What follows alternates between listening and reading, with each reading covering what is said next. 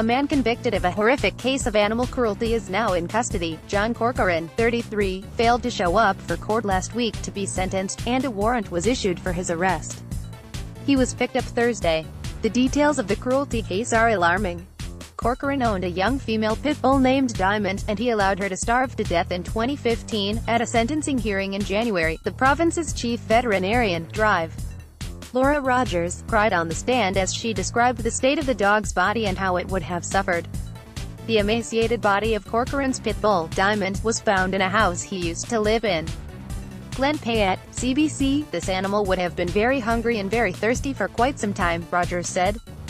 They get quite dizzy and weak, and eventually can't walk or lift their head. It's not very pleasant to think about. I don't know that I've ever seen an animal this emaciated before. To be honest, Rogers told the court that emaciation is an endpoint, where the animal has no more reserves, fat, muscle or otherwise to call upon to sustain its life. She said it could have taken between 1 and 3 months to get to that state before it died. The RNC issued an arrest warrant for Corcoran when he didn't show up for his sentencing. Royal Newfoundland Constabulary, it was almost like there was no muscle left, she said. It was skin pulled over bone. Pit bulls have very prominent muscles around their head. They have a really strong bite. There was nothing left. Wasted. Total absence. Rogers performed an animal autopsy on Diamond, called a necropsy. This dog's marrow was actually empty, hollow, completely hollow, she testified. The animal will attempt to utilize all its tissue. The organs will start to shrink. In an Egyptian mummy, I'm sure they do have some fat left in there and some muscle. This dog had nothing, even the bone marrow was depleted as Diamond's body fought to sustain itself. Glenn Payette, CBC, with her voice dropping, Rogers told the court, "You know, it's not difficult to feed a dog. Buy some dog food. You just need to provide it once a day with something to eat. It's not that difficult." After listening to Dr. Rogers, Judge James Walsh said to Corcoran, "You tortured that dog. Torture by doing nothing. Do you understand that?" Corcoran replied, "Yes, Your Honor, Mr. Corcoran, I can tell you I've been here over 5 years and I've seen some pretty horrific stuff, and this is ranking up there," Walsh said.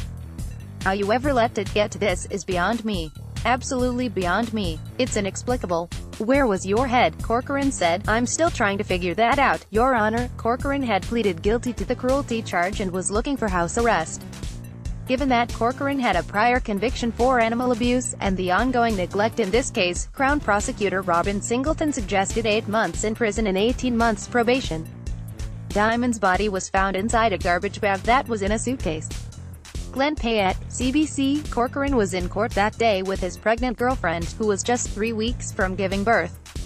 Walsh took that into account and said, "Part of me says I should remand you into custody today until I make up my mind on how long your sentence is going to be. I'm not going to do that. I probably should do that." Walsh set the sentencing date for April 26, 2018, and said, "I'll give you my decision then, Mr. Corcoran, but pack your toothbrush because I can tell you there will be some straight jail time. There will be some house arrest, and some probation." Corcoran didn't show up last week for that court date and now he's facing additional charges for failing to attend court. He's now slated to be sentenced for the cruelty charge on May 9 and has been remanded into custody. His lawyer, Tim O'Brien, said that Corcoran would like to deal with sentencing on the new charges on that date as well. He could have been sentenced if he had shown up last week, Judge Walsh